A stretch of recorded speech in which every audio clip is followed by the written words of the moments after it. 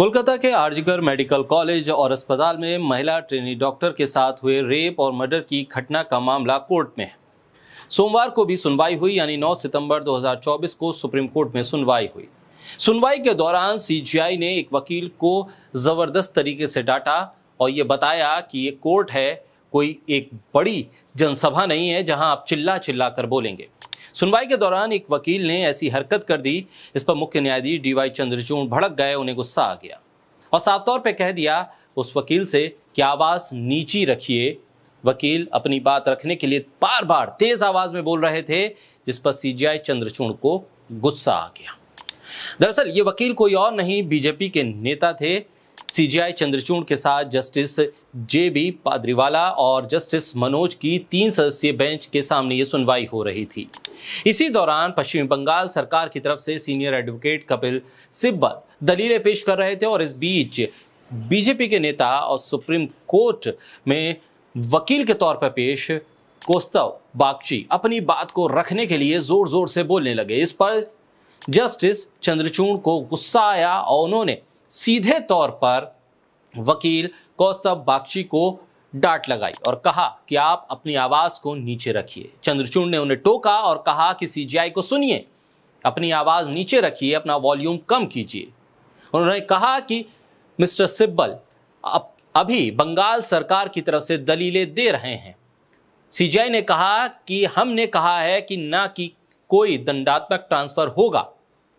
साफ तौर पर इस मामले में अपनी दलील को रखने के लिए कौस्तव बागची ऊंची आवाज में बात करने की कोशिश कर रहे थे, जो लाइव रिकॉर्डिंग में सामने भी आया है। इस पर डीवाई चंद्रचूड़ ने कहा कि अपनी आवाज ऊंची मत करो, अपनी आवाज धीमी रखो। तुम अपने सामने 3 जजों को एड्रेस कर रहे हो।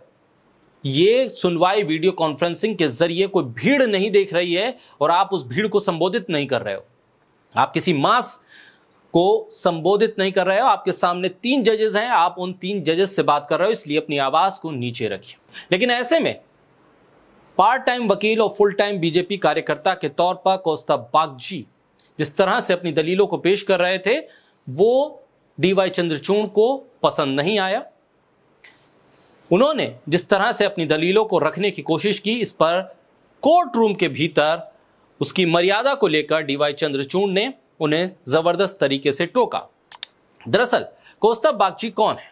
कौस्तव बागची कुछ वक्त पहले तक कांग्रेस में थे, लेकिन अचानक से उन्हें कांग्रेस के भीतर सम्मान की कमी महसूस होने लगी और 28 फरवरी को वो कांग्रेस छोड़ बीजेपी में शामिल हो गए। कांग्रेस से भाजपा में आए कौस्तव बागची ने प्रधानमंत्री मोदी को अपने खून से लिखा हुआ एक खत भी पेश किया था। बंगला में लिखे इस पत्र में कौस्तव बागची ने प्रधानमंत्री से अपील की थी कि आप बंगाल को चोरों से बचाइए, और यह खत खुद प्रधानमंत्री को कौस्तव बागची ने चुनावी मंच पर दिया भी था।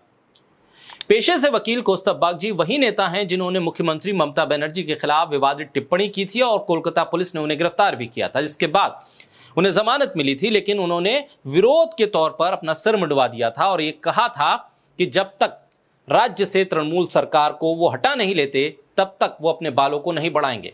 सिलीगुड़ी की जनसभा में प्रधानमंत्री मोदी से बात करते हुए उन्होंने अपना सर भी दिखाया था कि मैंने अपने बाल मुंडवा दिए। इस पर प्रधानमंत्री मोदी ने उनकी पीठ भी थपथपाई थी, लेकिन खून से लिखे खत को लेकर उनसे कहा था कि ऐसा दोबारा मत कीजिएगा।